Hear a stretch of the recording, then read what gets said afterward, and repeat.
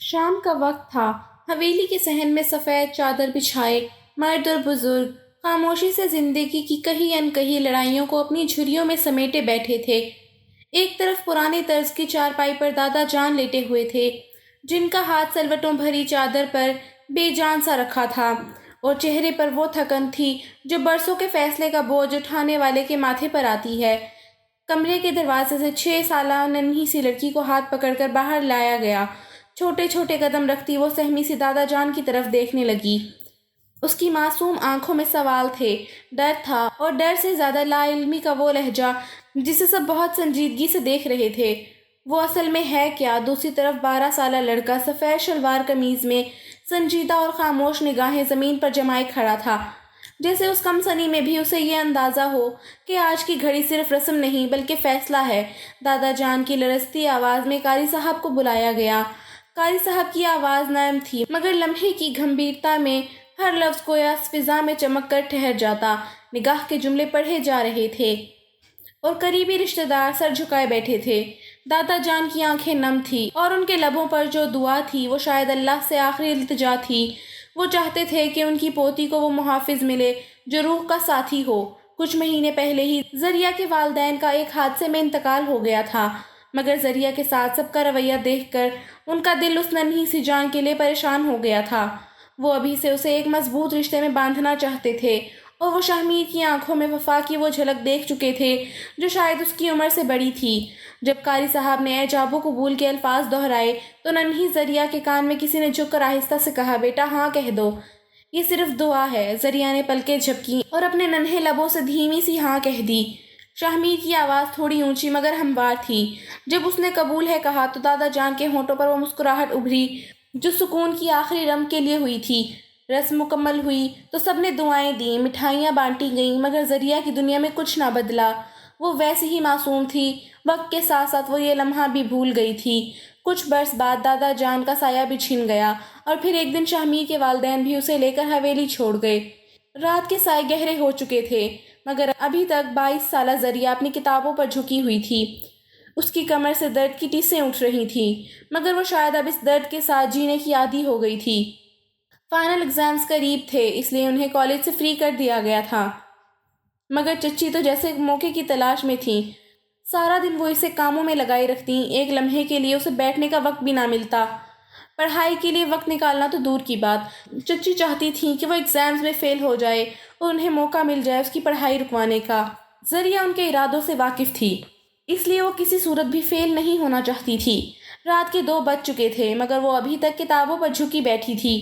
نصرت بیگم پانی پینے کے لیے اٹھیں تو ذریعہ کے کمرے کی لائٹ جلتی دیکھ کر ان کے تن بدن میں آگ لگ گئی۔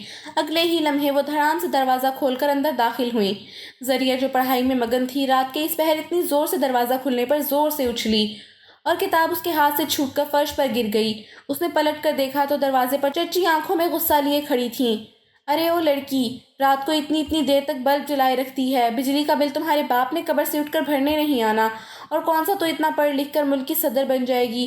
نصرت بیگم مسلسل غراتے ہوئے آگے بڑھیں اور فرش میں پڑی ہوئی کتاب کو جھک کر اٹھایا۔ میں لائٹ بند کر کے جا رہی ہوں، اور یہ کتاب تمہیں اب کل شام کو ملے گی۔ پتہ ہے نا کل مہمان آنے ہیں، اب آدھی رات کو الو کی طرح جاگ رہی ہو، پھر صبح مہارانی سے ناشتہ بنانے کے لیے اٹھا نہیں جائے گا۔ نصرت چچی لائٹ بجھاتے ہوئے دروازے کی طرف پلٹیں، اور اگلے ہی لمحہ دروازہ زوردار آواز سے بند ہو گیا۔ ذریعہ جو اپنی جگہ پر ساکھ کب سے ضبط کیے بیٹھی تھی، وہ اب کمرے کے اندھیرے میں پھوٹ پھوٹ کر رو دی۔ اس کے والدین کے گزر جانے کے بعد اس کے دادا نے اسے سنبھالا تھا، مگر پھر وہ بھی ایک دن خاموشی سے آنکھیں میچ گئے۔ ان کے جانے کے بعد تو مانو ذریعہ ہر کسی کے لیے ہی بوجھ بن گئی۔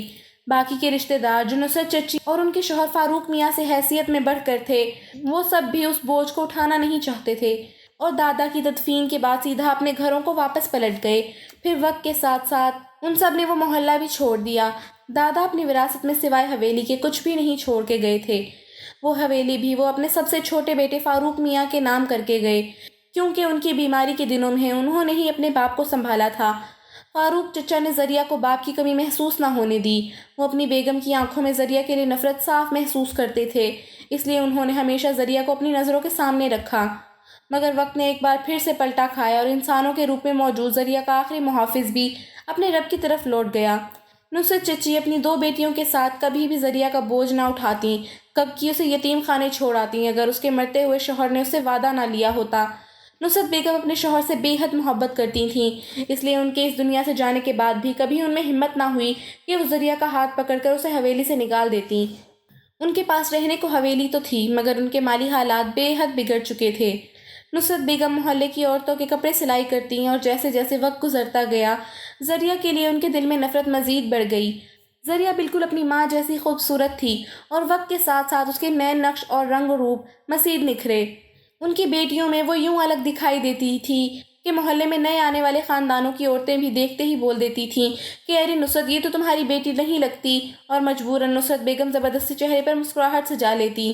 ارے ہاں یہ میری جیٹھانی کی بیٹی ہے، بیچاری کے بچپن میں ہی اس کے والدین کا انتقال ہو گیا تھا، تب سے میں نے ہی اسے پالا ہے، اور ساری عورتوں سے اپنی رحم دلی کی تعریفیں سمیٹتی مگر دل ہی دل میں وہ ذریعہ کے روز بروز بڑھتے حسن سے پریشان ہو گئی تھیں۔ ان کی بیٹیاں بھی قبول صورت تھیں مگر ذریعہ کے چمکتے چہرے کے آگے وہ بالکل ہی ماند پڑ جاتی تھیں۔ اس کے لیے وہ اب ذریعہ کو سارا دن کاموں میں الجھائے رکھتی تاکہ ذریعہ کو وقت نہ ملے اور وہ راتوں کو جا کر پڑھ نہ سکے۔ انہیں معلوم تھا کہ رات جگہ انسان کے چہرے کا نور چھین لیتی ہے۔ ذریعہ پہلے ہی کمزور ہو گئی تھی مگر اس کے چہرے پر وہ معصومیت اور چمک اب بھی برقرار تھی، اور یہی بات اب چچی سے ہضم نہیں ہو رہی تھی کہ اگر وہ راتوں کو جاگ کر پڑھتی رہی اور اس بار بھی امتحان میں پاس ہو گئی تو اسے آگے ذریعہ کی یونیورسٹی میں ایڈمیشن کروانا پڑے گا۔ فاروق میاں نے نصرت بیگم سے یہ بھی وعدہ لیا تھا کہ جب تک میری ذریعہ فیل نہیں ہوگی یا خود پڑھائی سے انکار نہیں کرے گی تم اسے پڑھنے سے نہیں روکو گی۔ نصرت بیگم ان کے لیے ہوئے قسم و وعدوں کے آگے بالکل ہی بے بس تھیں۔ ذریعہ رات کو روتے ہوئے کب سو گئی اسے خود بھی اندازہ نہ ہوا۔ صبح کے 8 بج چکے تھے اور اسے کوئی ہوش نہیں تھا کہ کل کے تھکے ہارے وجود کے ساتھ اسے ایسی نیند آئی تھی کہ وہ ابھی تک سو رہی تھی۔ چچی کو معلوم تھا کہ وہ تھکی ہوئی ہے اور رات کو دیر تک جاگتی رہی ہے، اس لیے اسے اٹھانے کے لیے نہیں آئی تھیں تاکہ اس کے دیر سے اٹھنے پر اسے تانے دے کر رات کو اس کے پڑھنے پر پابندی لگا سکیں۔ گھڑی کی سوئی اب 9 پر پہنچ چکی تھی۔ گرمیوں کا سورج 9 بجے ہی سر پر محسوس ہوتا تھا۔ لائٹ جانے پر وہ گرمی کی شدت سے گھبرا کر اٹھ بیٹھی۔ جیسے ہی اس کی گھڑی پر نظر پڑی اسے اپنا سر گھومتا ہوا محسوس ہوا۔ ہائے خدایا میں اتنی دیر تک کیسے سوتی رہی، آج تو چچی مجھے چھوڑیں گی نہیں۔ وہ ہڑبڑاتے ہوئے بھاگ کر واش روم میں گئی، پانی کے چند چھینٹے منہ پر مارے اور جلدی سے واش روم سے نکل کر بالوں کو کنگھی کیے بغیر باندھا اور دوپٹہ سر پر جمائے ہوئے کمرے سے باہر نکلی۔ وہ دبے پاؤں چلتی کچن میں داخل ہوئی تو سامنے کھڑی چچی کو دیکھ کر اس کا وجود لرزنے لگا۔ چچی نے قدموں کی آہٹ سن کر پلٹ کر دیکھا تو وہ نم سے گلابی چہرے کے ساتھ سفید دوپٹہ سر پہ سلیقے سے جمائے آنکھوں میں خوف لیے لرزتے وجود کے ساتھ کھڑی تھی۔ نیند بہت حد تک پوری ہونے کی وجہ سے آج اس کا چہرہ پچھلے دنوں کی نسبت زیادہ چمک رہا تھا۔ چچی نے کھا جانے والی نظروں سے اسے دیکھا۔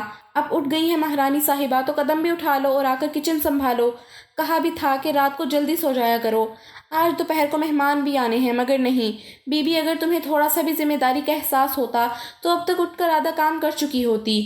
نصرت بیگم مسلسل بولتی جا رہی تھیں۔ ذریعہ نے فوراً آگے بڑھ کر بریانی کے لیے فریج میں رکھا گوشت نکالا اور اسے دھونے کے لیے سنک کی طرف بڑھی۔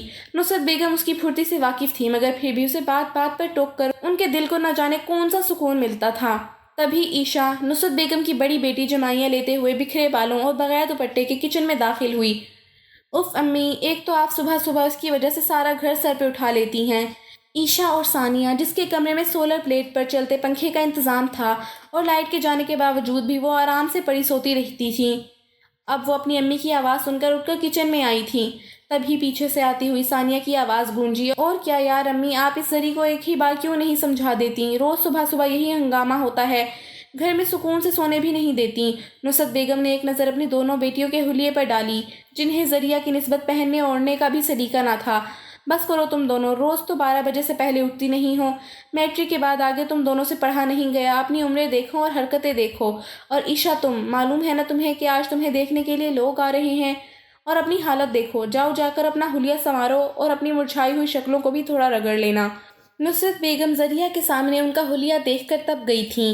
ایک تو وہ دونوں ذریعہ کی نسبت کم خوبصورت تھیں، اوپر سے سارا دن موبائل یا پھر زبان چلانے کے علاوہ انہیں کوئی کام نہیں آتا تھا، اور وہ دونوں پانی پی کر اور اپنا ناشتہ جو نصرت بیگم بنا چکی تھیں اٹھا کر خاموشی سے کندھے اچکاتے ہوئے واپس کمرے میں پلٹ گئیں۔ نصرت بیگم نے ایک نظر ذریعہ پر ڈالی جو بریانی کا مسالہ چڑھا کر خاموشی سے کھڑی اب ساتھ ساتھ سلاد بنا رہی تھیں۔ پھر وہ بڑبڑاتے ہوئے کچن سے نکل گئیں۔ ذریعہ نے ایک گہری سانس بھری اور فریج سے پانی نکال کر پیا۔ بھوک سے اس کے پیٹ میں چوہے دوڑ رہے تھے، مگر وہ جانتی تھی اس کے لیے ناشتہ نہیں بنایا گیا اور نہ اب اس کے پاس اتنا وقت تھا کہ وہ اپنے لیے ناشتہ بناتی۔ اس لیے سلاد بناتے ہوئے وہ آخر پر سلاد کا چھوٹا سا ٹکڑا اٹھا کر اپنے منہ میں ڈال گئی۔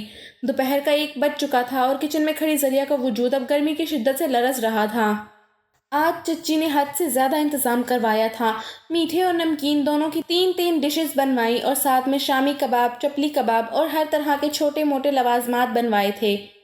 ذریعہ کو محسوس ہو رہا تھا جیسے چچی نے اپنے پورے مہینے کی جمع پونجی سے اہتمام پر لگا دی ہو۔ دوسری طرف نصرت بیگم رشتہ دیکھنے کے لیے آنے والے مہمانوں کو دوپہر کا کھانا کھائے بغیر نہیں جانے دینا چاہتی تھیں تاکہ لڑکے والوں پر ان کا اچھا امپریشن پڑے۔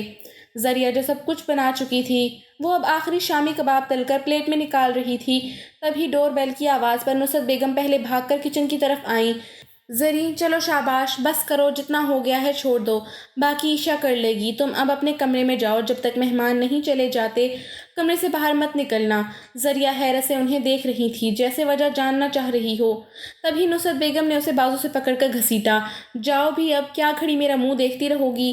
ذریعہ ہوش میں آتے ہی فوراً کچن سے نکل کر اپنے کمرے میں جا کر بند ہو گئی۔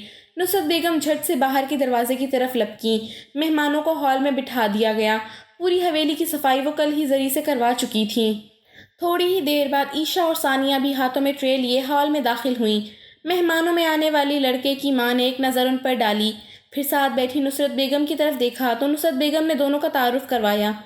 وہ دونوں اب پہلے کی نسبت بہت بہتر لگ رہی تھیں۔ لڑکے کی ماں کی آنکھوں میں پسندیدگی کی لہر جھلکی اور انہوں نے چہرے پر مسکراہٹ سجاتے ہوئے عیشا کو اپنے پاس بیٹھنے کا اشارہ کیا۔ مہمانوں کو آئے ہوئے 1 گھنٹہ گزر چکا تھا۔ ذریعہ اب تک نہا کر کپڑے بدل چکی تھی۔ صبح سے کچن میں گھسی رہنے کے بعد اب جا کر اس نے سکون کا سانس لیا تھا۔ وہ اب آرام سے بیڈ پر لیٹی خالی نظروں سے چھت کو گھور رہی تھی جب ایک دم سے اسے اپنا بیڈ ہلتا ہوا محسوس ہوا۔ وہ ایک دم سے اٹھ کر بیٹھ گئی۔ پلنگ کے ساتھ ساتھ پنکھا اور کمرے کی دیواریں بھی لرز رہی تھیں۔ تبھی باہر چیخوں کی آواز گونجی اور جیسے ہی اسے صورتحال کی سمجھ آئی وہ بغیر دوپٹہ اوڑھے ننگے پاؤں کمرے سے باہر نکلی اور سیڑھیاں پھلانگتے ہوئے ہال میں جا پہنچی۔ زلزلے کی شدت اتنی تھی کہ خوف سے اس کا جسم لرز رہا تھا۔ ہال میں عیشا اور ثانیہ مسلسل آنکھیں بند کیے فرش پر بیٹھی چیخ رہی تھیں۔ زلزلے کی ایک لہر تھی جو اب گزر چکی تھی، مگر عیشا اور ثانیہ مسلسل چیخ رہی تھیں۔ ہال میں موجود مہمان خواتین جو کلمہ طیبہ کا ورد کر رہی تھیں، اب ان کے چہرے پر عیشا اور ثانیہ کی مسلسل چیخوں پر ناگواری کی ایک لہر ابھری۔ ان کے چہروں کے زاویے بدلتے دیکھ کر نصرت بیگم آگے بڑھیں اور انہوں نے اپنی بیٹیوں کو پکڑ کر اٹھایا۔ ارے بیٹا، کچھ نہیں ہوا، بس معمولی سا زلزلے کا جھٹکا تھا، چلو شاباش، اٹھو اور صوفے پر بیٹھو۔ مہمان خواتین کی نظر اب سیڑھیوں کے پاس کھڑی لڑکی پر پڑی جو ابھی تک خوف زدہ نظروں سے سب کو دیکھتے ہوئے کھڑی کانپ رہی تھی۔ لڑکے کی ماں اور باقی خواتین سامنے کھڑی معصوم سی لڑکی پر نظر پڑنے کے بعد اب حیرت سے ایک دوسرے کے چہرے دیکھ رہی تھیں۔ تبھی عیشا کی آواز ان کے کانوں میں پڑی، اف امی، کیا منحوس مہمان آئے ہیں، آج سے پہلے اتنی شدید زلزلے کی لہر میں نے نہیں دیکھی۔ عیشا سے اپنی زبان سنبھالی نہیں گئی۔ مہمان خواتین اس کی بات سن کر ہکا بکا رہ گئیں۔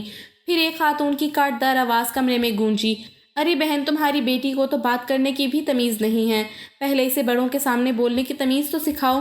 نصرت بیگم نے کھا جانے والی نظروں سے عیشا کو دیکھا۔ ارے نہیں، ایسی بات نہیں ہے، بچی ہے یہ، ابھی غلطی سے اس کی زبان سے پھسل گئی ہے، معذرت چاہتی ہوں۔ یہ کہتے ہوئے نصرت بیگم واپس پلٹی تو ان کی نظر سامنے بغیر دوپٹے اور ننگے پاؤں کھڑی ذریعہ پر پڑی جس کے بھیگے ہوئے لمبے بال اس کی کمر پر چپکے ہوئے تھے اور نکھرا نکھرا سا وجود ہر دیکھنے والے کی آنکھ کا ہوش اڑانے کے لیے کافی تھا۔ ایک لمحے کے لیے تو نصرت بیگم بھی پلک جھپکنا بھول گئی تھیں۔ ساتھ آئی خواتین میں سے ایک نے جواب دینے کے لیے منہ کھولا ہی تھا کہ لڑکے کی ماں نے ہاتھ کے اشارے سے اسے روکا۔ دیکھیے نصرت جی، بدتمیزی تو آپ کی بیٹی نے کی ہے، مگر میں اب بھی آپ لوگوں کے ساتھ رشتہ جوڑنا چاہتی ہوں۔ نصرت بیگم خوشی سے چہکیں، ارے ماشاءاللہ، بہت ہی بڑا دل ہے آپ کا، اور میں وعدہ کرتی ہوں کہ دوبارہ میری بیٹی آپ کی ہونے والی بہو کے منہ سے آپ ایسا کچھ نہیں سنیں گی۔ لڑکے کی ماں نے مسکراتے ہوئے سر جھکایا اور پھر نظریں اٹھا کر ذریعہ کی طرف دیکھ کر اسے پکارا، ادھر آؤ بیٹا، یہاں میرے پاس آ کر بیٹھو۔ ذریعہ جو پلٹنے ہی والی تھی، مہمان خاتون کی آواز پر دھیرے دھیرے قدم اٹھاتی ان کے پاس جا کر بیٹھ گئی۔ کیا نام ہے آپ کا؟ جی ذریعہ، زری جو چچی کی خونخوار نظروں سے کانپ گئی تھی، اس کی لرزتی آواز کمرے میں گونجی۔ مہمان خاتون نے پیار سے اس کی پیٹھ پر ہاتھ پھیرتے ہوئے اس کا ماتھا چوما۔ ماشاءاللہ، بہت پیارا نام ہے۔ پھر وہ نصرت بیگم کی طرف متوجہ ہوئی جو زبردستی کی مسکراہٹ چہرے پر سجائے بیٹھی تھیں۔ دیکھیے نصرت بہن، آپ کی بیٹی عشا نے جو بدتمیزی کی ہے اس کے بعد میں اسے اپنی بہو بنانے کے حق میں نہیں ہوں، لیکن اگر آپ اجازت دیں تو میں آپ کی اس بیٹی کو اپنے بیٹے کی دلہن بنانا چاہتی ہوں۔ لڑکی کی ماں کے الفاظ زہر بن کر نصرت بیگم کے کانوں میں گونجے تھے۔ وہ سارا لحاظ بلائے طاق رکھتے ہوئے اٹھیں اور اگلے ہی لمحے ان خواتین کو ذلیل کرتے ہوئے حویلی سے باہر نکال دیا۔ ثانیہ کندھے اچکاتے ہوئے کمرے میں چلی گئی، مگر عشا ابھی تک کھڑی خونخوار نظروں سے ذریعہ کو گھور رہی تھی۔ آنے والی قیامت کا سوچ کر ہی ذریعہ کو اپنے جسم سے جان نکلتی محسوس ہوئی جب چچی پھن پھناتی ہوئی ہال میں داخل ہوئی اور اگلے ہی لمحے انہوں نے ذریعہ کو بالوں سے پکڑ کر صوفے سے اٹھاتے ہوئے فرش پر گرایا اور پھر پاس پڑا گلدان اٹھا کر ذریعہ کے اوپر پھینکا جو اس کے پیٹ پر لگا تھا۔ چند ایک ٹکڑے اس کے وجود میں گھس گئے اور ذریعہ کے منہ سے نکلنے والی چیخ حویلی کی فضاؤں میں گم ہو گئی۔ آج سے پہلے چچی نے کبھی اس پر ہاتھ نہیں اٹھایا تھا، مگر آج ان کی ساری نفرت ابل کر باہر آ گئی تھی۔ کون سی قیامت آ گئی تھی؟ ہاں، ذرا سے زلزلے کا جھٹکا ہی تو تھا۔ ویسے تو بڑی نیک پروین بنتی ہے، وہیں جائے نماز بچھا کر بیٹھ جاتی، باہر آنے کی کیا ضرورت تھی؟ چچی مسلسل اپنے پاؤں اس کی ٹانگوں اور پیٹ پر مار رہی تھیں۔ ذریعہ نے کچھ کہنے کی کوشش کی مگر تکلیف کی شدت سے اس کی آواز بند ہو گئی۔ ذریعہ کے پیٹ سے نکلتا خون اب فرش پر نظر آنے لگا۔ خون پر نظر پڑتے ہی چچی نے اپنے پاؤں روکے اور پھر ایک نظر اس پر ڈالی۔ مر یہیں پڑی رہ، اچھا ہے کہ تم مر ہی جائے۔ اگلے ہی لمحے وہ عشا کو بازو سے گھسیٹتے ہوئے وہاں سے جا چکی تھیں۔ ذریعہ درد سے دہری ہو رہی تھی، اس کی آنکھوں سے آنسوؤں کا طوفان بہہ رہا تھا۔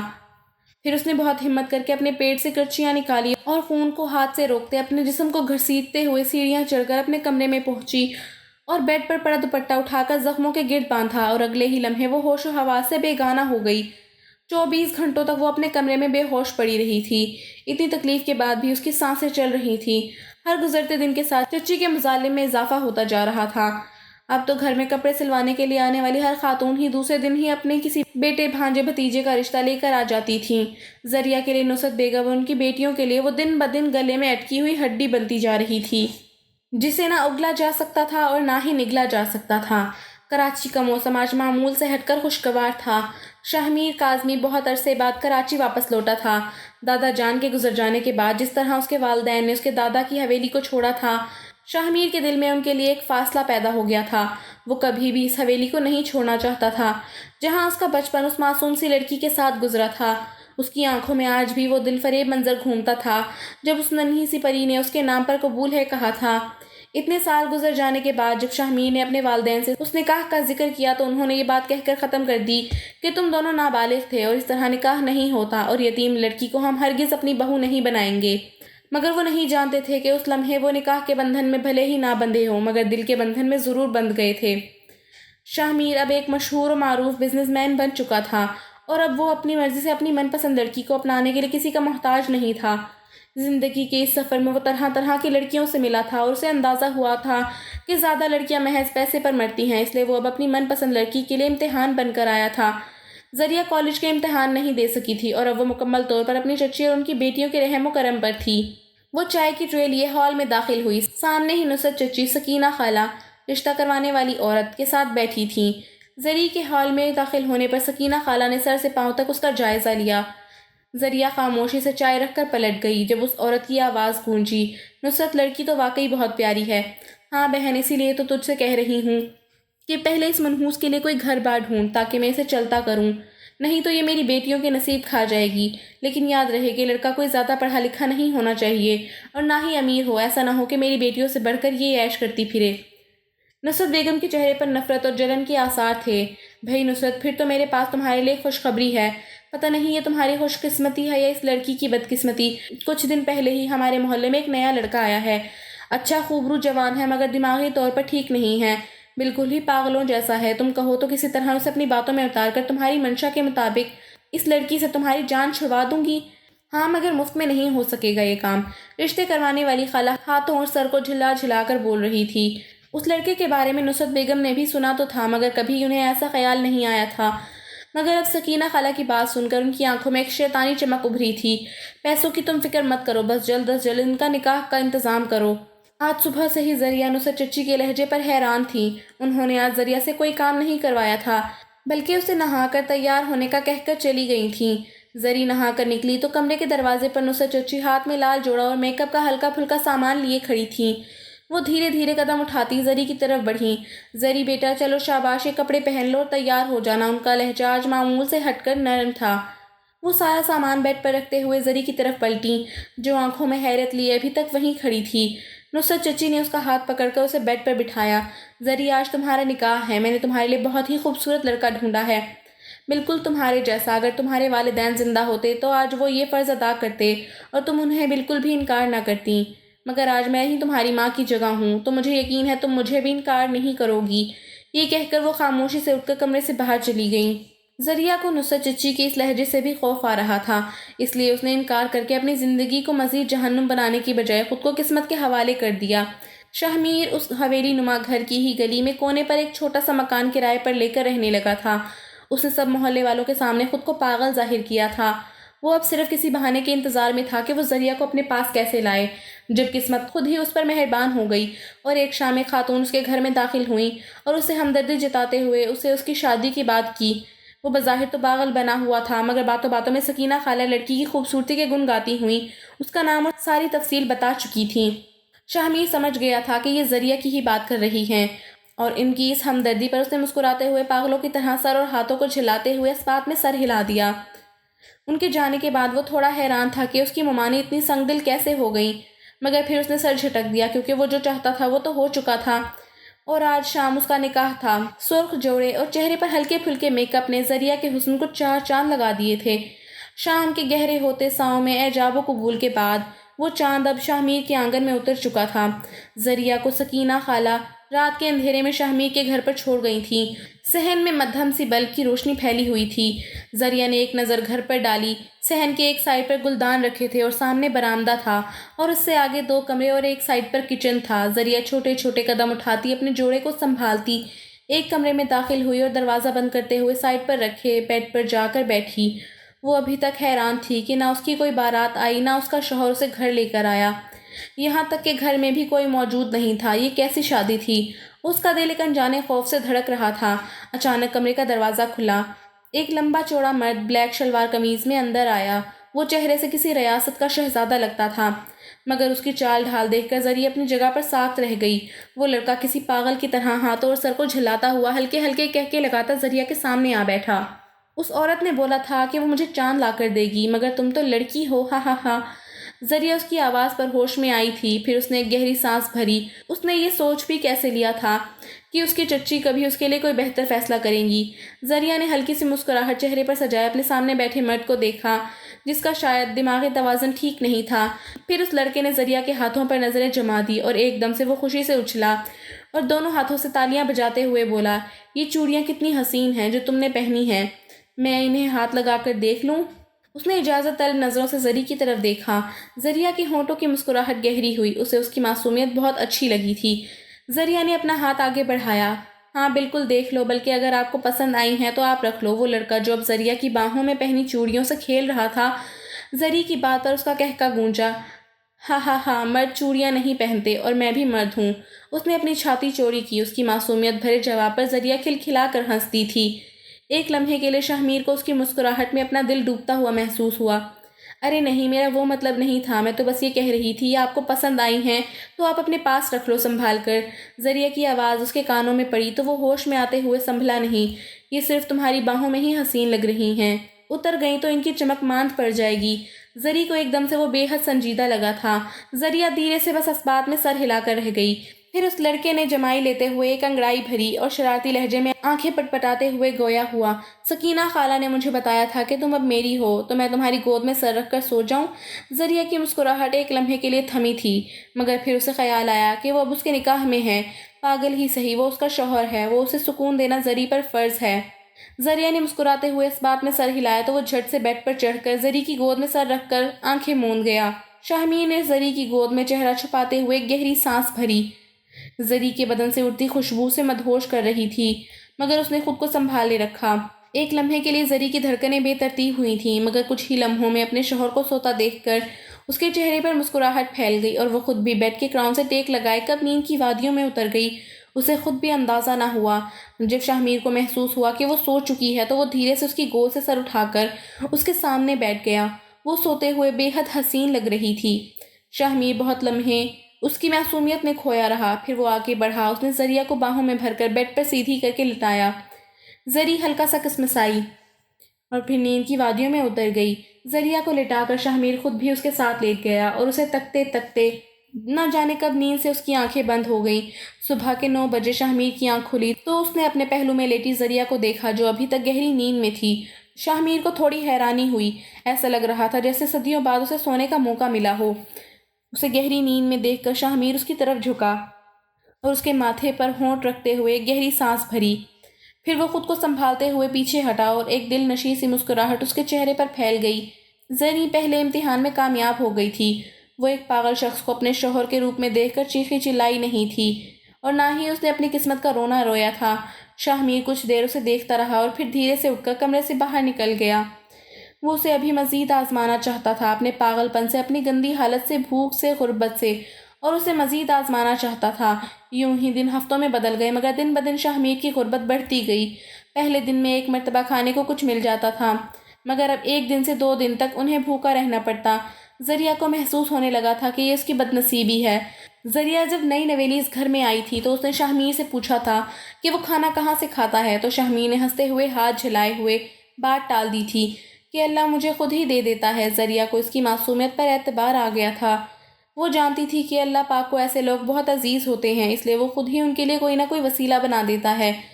مگر اب مسلسل تیسرا دن تھا اور وہ دونوں پانی پر گزارا کر رہے تھے۔ اب شام پھر سے شاہمیر خالی ہاتھ گھر آ گیا تھا۔ زری کا صبر اب جواب دینے لگا تھا۔ اسے بھوکی رہنا منظور تھا مگر اپنے شوہر کو اپنی وجہ سے بھوکا سوتا نہیں دیکھ سکتی تھی۔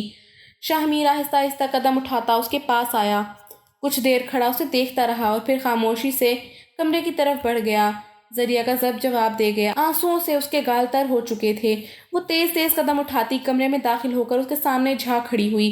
شاہمیر جو کمرے میں بیڈ پر خاموشی سے بیٹھا تھا وہ آج پہلے کی طرح سر کو جھلا نہیں رہا تھا، مگر ذریعہ نے اس بات کو نوٹ نہیں کیا۔ اس کے کانوں میں ذریعہ کی آواز گونجی، مجھے آپ سے طلاق چاہیے۔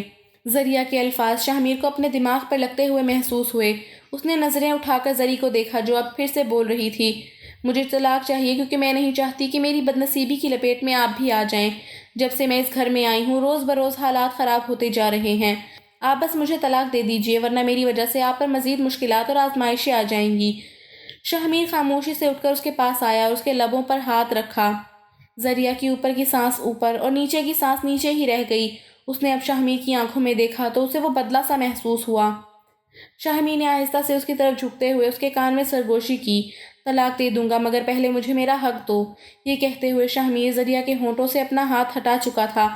زری ناسمجھی سے اس کی طرف دیکھنے لگی مگر اگلے ہی لمحے شاہمیر نے اسے اپنی باہوں میں بھر کر اپنے ہونٹ اس کے ہونٹوں پر رکھ دیے۔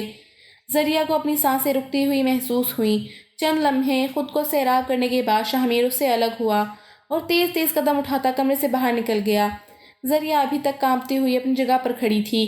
ذریعہ کی ساری رات بے چینی سے پہلو بدلتے اسی سوچ میں گزر گئی کہ کیا وہ ٹھیک ہو رہا ہے۔ شاہمیر کی قربت نے اس کے دل کو الگ ہی طرح دھڑکایا تھا۔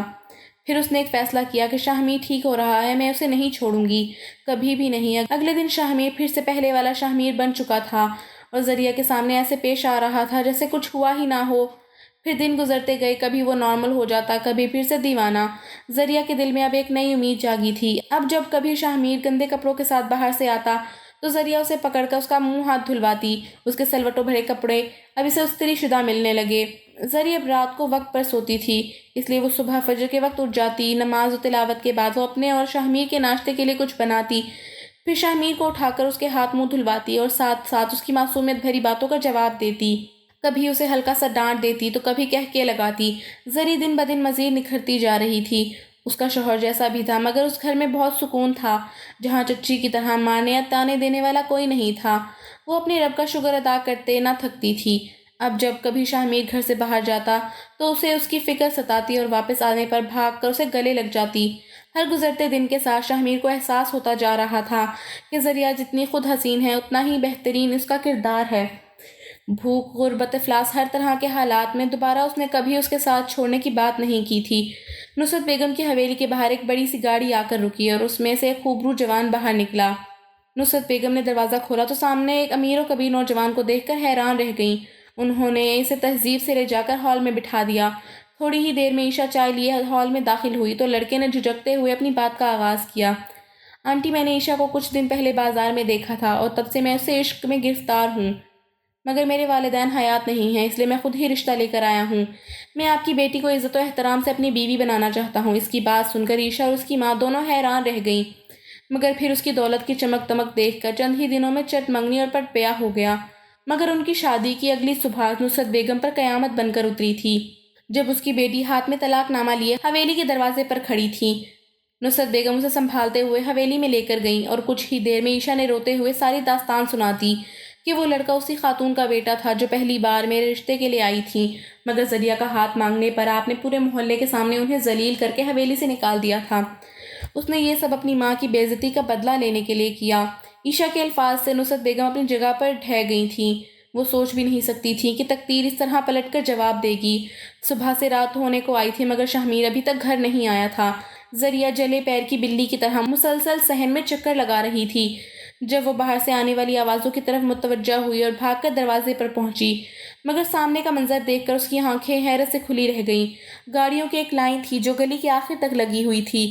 بے تحاشا گارڈز کے بیچ میں وہ گاڑی سے اترتا ہوا دکھائی دیا۔ لوگ حیرت سے اسے دیکھ رہے تھے اور رنگ برنگی آوازیں گلی میں گونج رہی تھیں۔ ارے دیکھو، یہ تو وہی پاگل ہے، یہ ٹھیک کیسے ہو گیا؟ اور یہ تو بہت امیر ہے۔ کوئی کہہ رہا تھا کہ یعنی یہ پاگل نہیں ہے اور ڈرامہ کر رہا تھا سب، لیکن کیوں؟ ذریعہ دروازے پر کھڑی پھٹی پھٹی نگاہوں سے اسے دیکھ رہی تھی۔ یہ اس کا شاہمیر تو نہیں تھا۔ 3 پیس میں ملبوس، بالوں کو جیل سے سیٹ کیے اور آنکھوں پر چشمہ لگائے، وہ اپنی پوری شان و شوکت سے اس کے سامنے کھڑا تھا۔ ذریعہ مزید ایک لمحے کی دیر کیے بغیر دروازے کے پیچھے اوجھل ہو گئی۔ شاہمیر اس کے اس طرح پلٹنے پر ٹھٹکا اور پھر آنکھوں سے چشمہ اتارتے ہوئے اس کے پیچھے گھر میں داخل ہوا، جہاں ذریعہ آنکھوں میں بے یقینی لیے کھڑی تھی۔ اسے آتا دیکھ کر وہ فوراً اس پر جھپٹی اور اس کا گریبان اپنے ہاتھوں میں پکڑ لیا۔ شاہمیر، یہ سب کیا ہے؟ مجھے سچ سچ بتاؤ۔ اس کا لہجہ کسی شیرنی کی دھاڑ جیسا تھا۔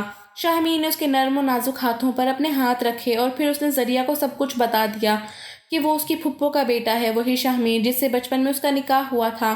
کچھ لمحے کے توقف کے بعد شاہمیر نے اپنا ہاتھ زری کے گال پر رکھا۔ میں نے یہ سب تمہیں جانچنے کے لیے کیا تھا زری، تم ہر امتحان میں کامیاب ہوئی ہو، اب میں تمہیں لینے آیا ہوں، چلو میرے ساتھ، ایک نئی زندگی تمہاری منتظر ہے۔ ذریعہ نفرت سے اس کا ہاتھ جھٹکتے ہوئے پیچھے ہٹی۔ آپ نے مجھے دھوکہ دیا ہے شاہمیر، آپ نے میرے سامنے پاگل بننے کا ناٹک کیا، مجھے بھوکا رکھا صرف مجھے جانچنے کے لیے۔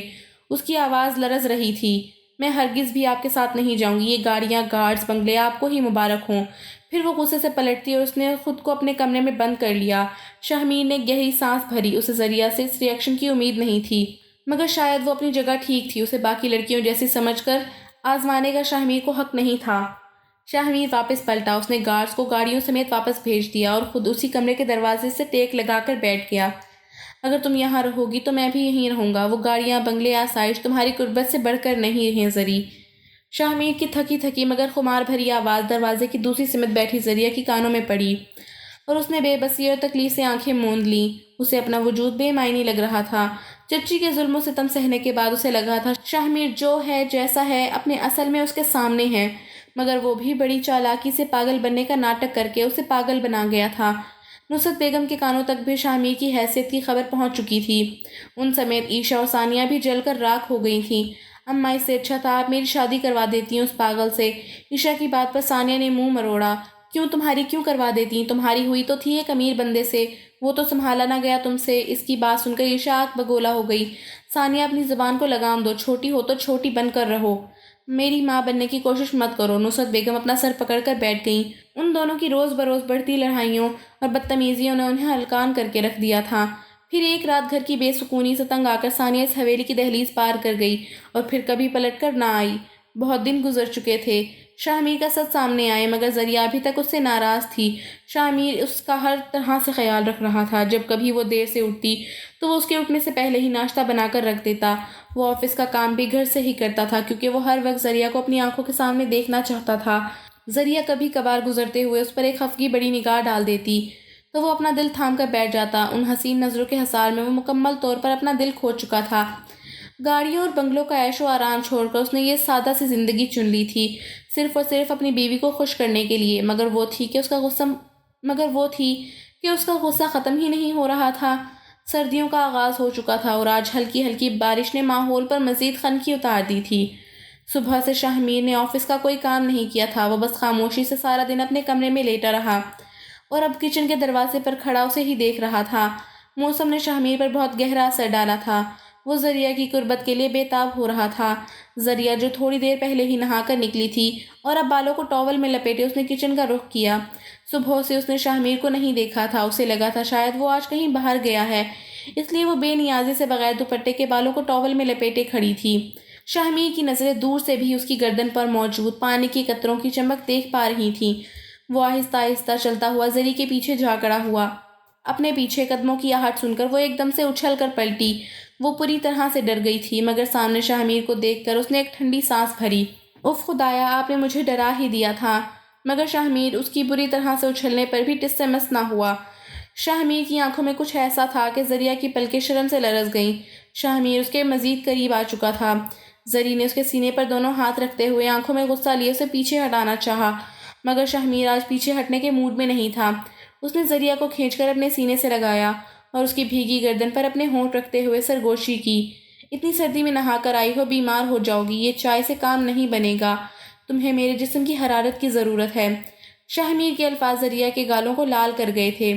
اس نے دوبارہ سے مزاحمت کی، مگر شاہ میر نے اسے بازو میں اٹھا کر بیڈ روم میں لا کر اسے بیڈ پر لٹایا اور خود اپنی شرٹ کے بٹن کھولتا اس کے اوپر جھک گیا۔ اس وقت وہ سکون چاہتا تھا جو اسے صرف ذریعہ کی قربت میں ملتا تھا، ورنہ جسم تو ہزاروں اس کے ایک اشارے پر حاضر ہو جاتے۔ رات مسلسل ہونے والی بارش نے مزید سردی بڑھا دی تھی۔ صبح کے 11 بج چکے تھے، مگر شاہ میر ابھی تک اسے بازو میں بھرے اپنے سینے سے لگایا سویا ہوا تھا۔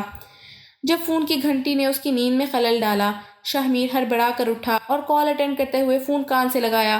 کیا ہو گیا ہے؟ صبح صبح کیوں کالز کر رہے ہو؟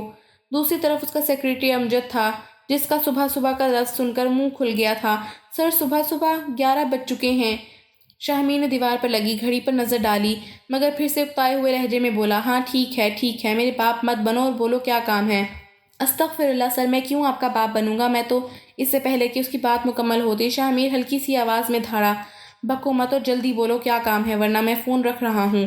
ذریعہ، جس کی آنکھ بھی فون کی گھنٹی پر کھل گئی تھی، کمبل میں منہ چھپائے شاہ میر کے تپنے کو انجوائے کر رہی تھی۔ وہ بمشکل اپنی ہنسی چھپائے کمبل میں لیٹی تھی اور شاہ میر اسے سوتا ہوا سمجھ کر آہستہ آواز میں اپنے سیکریٹری پر نیند خراب کرنے کا غصہ نکال رہا تھا۔ دوسری طرف سے امجد فوراً سیریس ہوا۔ ایک دو ضروری باتیں ڈسکس کرنے کے بعد کال ڈسکنیکٹ ہوئی۔ شاہ میر کا اپنے آفس سٹاف، خاص طور پر امجد کے ساتھ رویہ بہت اچھا تھا۔ وہ اسے اپنے بھائی کی طرح ہی سمجھتا تھا۔ امجد بھی اس کے مزاج سے واقف تھا، اس لیے اس نے کبھی بھی شاہ میر کی ڈانٹ ٹپٹ کو دل پر نہیں لیا تھا۔ فون رکھتے ہی شاہ میر نے آہستہ سے ذریعہ کے چہرے سے کمبل ہٹایا، جب سوتی بن گئی تھی۔ شاہ میر کی ایک بار پھر سے نیت خراب ہوئی اور وہ ذریعہ کی گردن پر جھکا۔ اپنی گردن پر شاہ میر کے ہونٹوں کا لمس محسوس کرتے ذریعہ نے جھٹ سے آنکھیں کھولی اور فوراً اسے دور ہٹنے کی کوشش کی۔ شاہ میر پیچھے ہٹیے، سونے دیجیے۔ وہ اس کی باہوں کے حصار میں کسمسائی تھی۔ شاہ میر نے پیچھے ہٹتے ہوئے شرارتی انداز میں آنکھ ماری۔